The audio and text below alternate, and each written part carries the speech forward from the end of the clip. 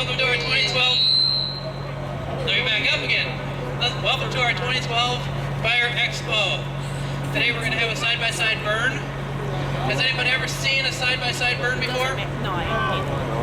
No, you have. And you were here last year. You were too. You saw it last year. All right. Anybody here ever experienced a home fire?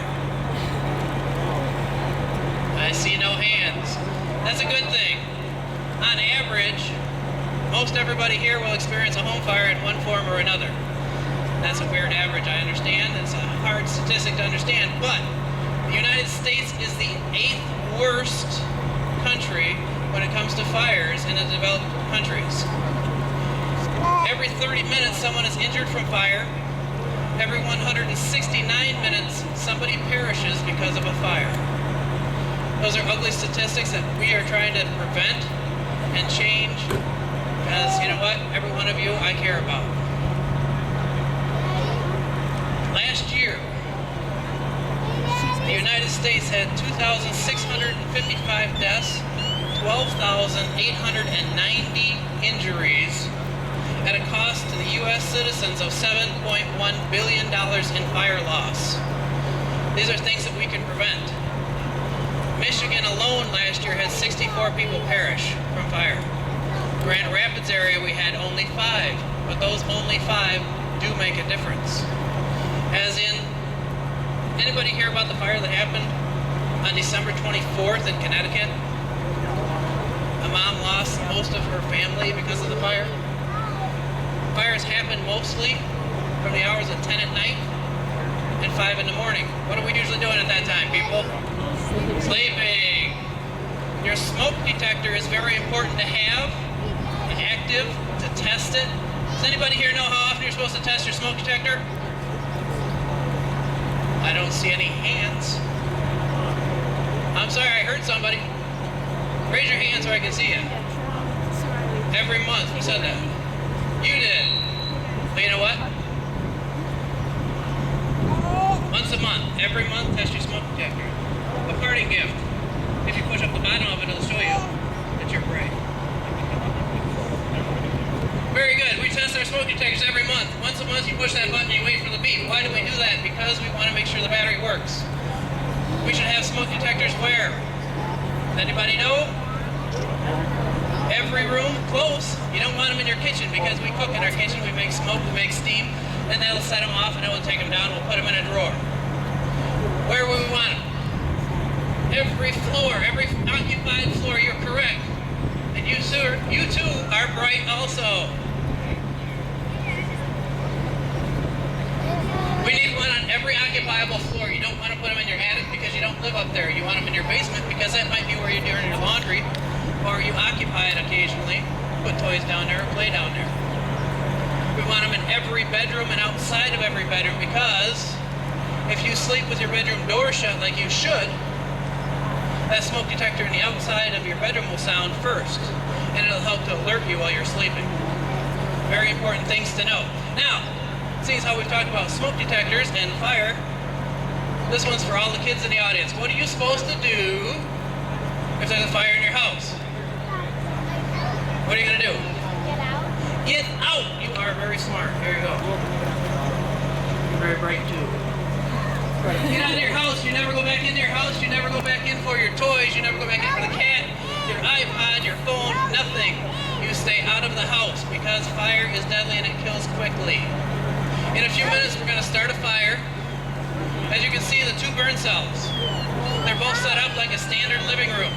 Everything in there you can have in your own house if you purchased it. We didn't do anything special other than just build it out here in the middle of a parking lot. We're going to start a fire, and on the unsprinkled protected side, you're going to see the fire grow. That timer over there is going to start when we start the fire. You're going to see how fast it grows. You're going to see it grow up the wall and across the ceiling. At that time, you're going to see a black cloud wisping out of that room. That black cloud is filled with things like arsenic. Anybody know what we use arsenic for? That's rat poison, in case you didn't know. Cyanide, that's another poison. Carbon monoxide, that's another thing that, you can breathe that, but it doesn't do you any good. All those things are going to be contained in that black cloud that's coming out. And if this was in your living room, that black cloud would be going down the hallway to your bedroom, your bathroom, and every other room in your house. These are things we're going to work to prevent. But I want everybody to realize how quickly and deadly a fire can be. Are we ready, Chief? Let us know when you start it. We'll start the timer.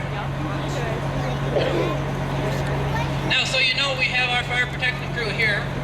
On average, it takes the fire department from the time they receive the call, not from the time the fire starts, from the time they receive the call, 4 to 6 minutes to get to your house and start their fire operations. Now, you're going to see we have ignition. Let's start our clock. Go ahead. We're now at 1 second. You can see the flame. Oh, I got to move over. You can see the flame. I'm going to move over here so that it's out of the way. Stay right there, guys. So you can see the flame going up the wall. The fire is going to go up the wall. Did anybody know what temperature we cook turkeys at?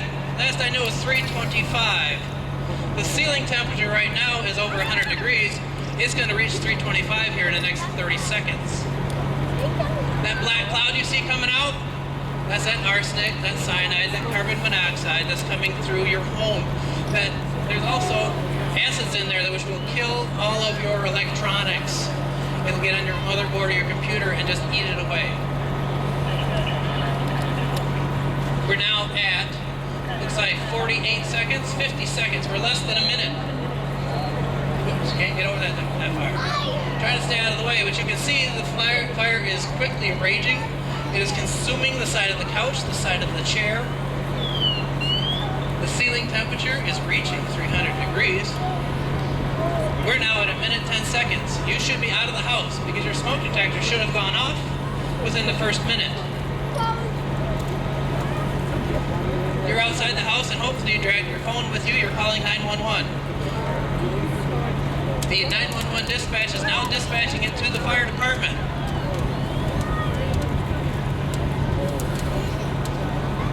We're quickly reaching a point called flashover where everything in that room will spontaneously ignite and the ceiling temperature will be over 1,000 degrees. Can you feel the heat?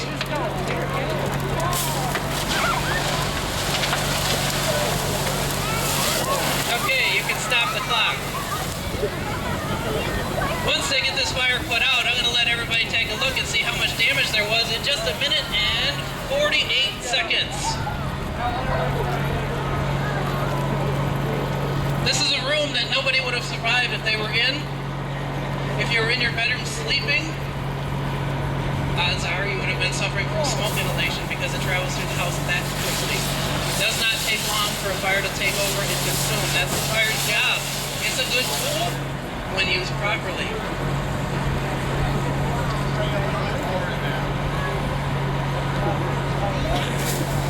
Now you notice that we put the fire out at 1 minute and 49 seconds, right? The fire department hadn't even arrived yet. They hadn't even left the station yet.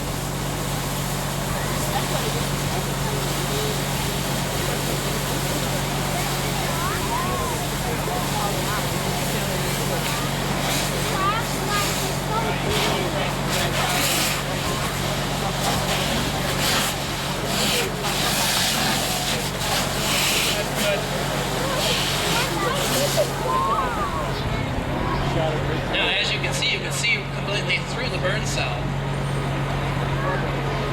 Some of that is because of the hose stream and the power of it. It knocks down the fire. It also breaks apart the things that are burning.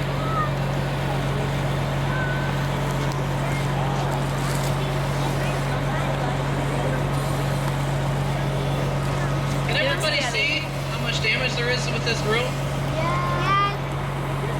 That's at 1 minute and 49 seconds of a fire burning. You got another 5 minutes of that fire burning before the fire department starts in with their hose. Are you ready for the next one? Now, this cell over here, before we start it, I'm going to tell you a little bit about it. It has a sprinkler head in it. Let me show you what it looks like. Hold on a second, Chief.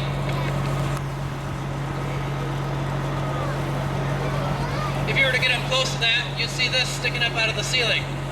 Inside of it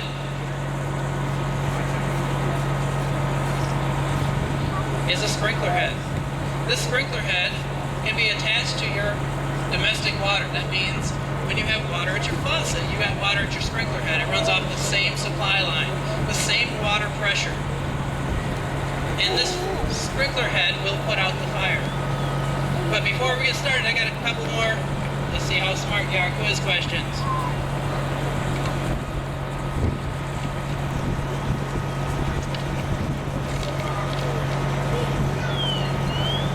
Does anybody know if a smoke detector will set off their sprinkler head? Yes or no?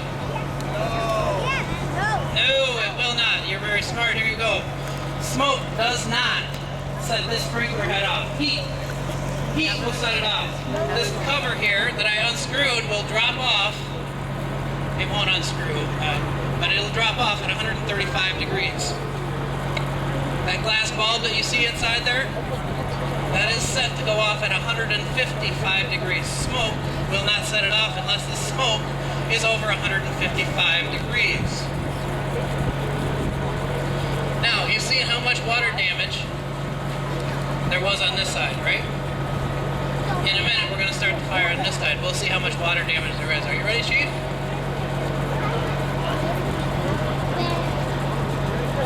Reset. Ready to go? Hold on. Let's make sure there's a fire first.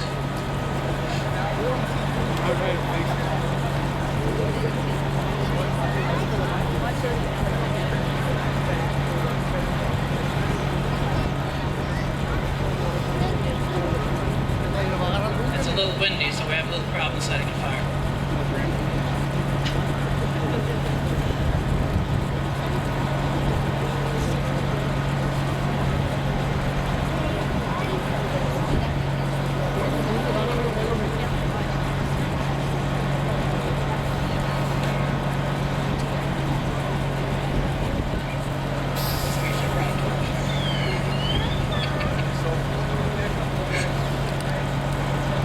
How we doing?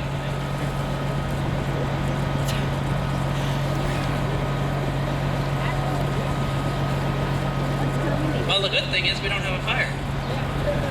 So that's a survivable situation where this fire, not so much.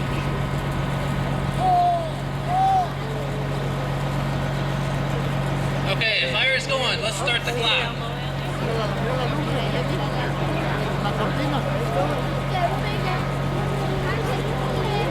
Having a little time, problem starting the clock. 1 1,000, 2 1,000, 3 1,000, 4 1,000.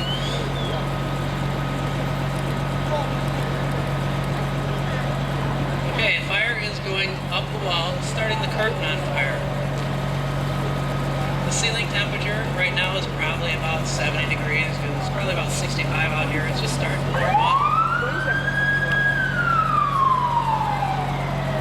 It's going across the ceiling.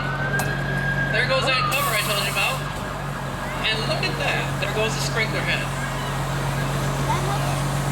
Now you see that cloud coming out now? That is steam. That is water vapor.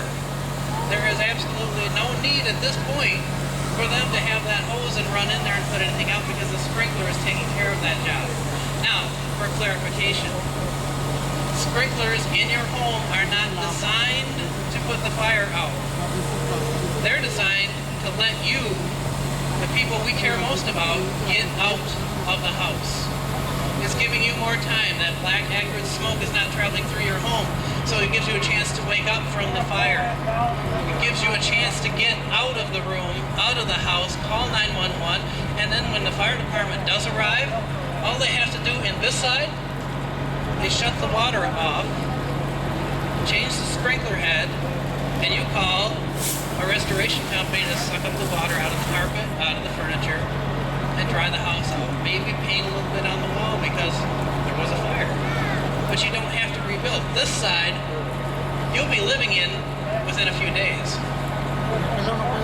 This side, a few months, maybe. Okay, we have our water off.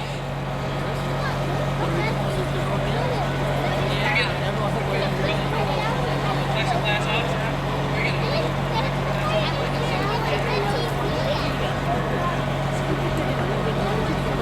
Okay, well, I was hoping to pull the plexiglass off, but this is what I'm going to say to everybody.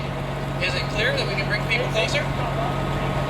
I'd like to invite everybody to walk up here and casually look at the rooms, and I'll go around the backside and get a couple billboards and show you what residential sprinklers can do, and they prevent that flashover stage.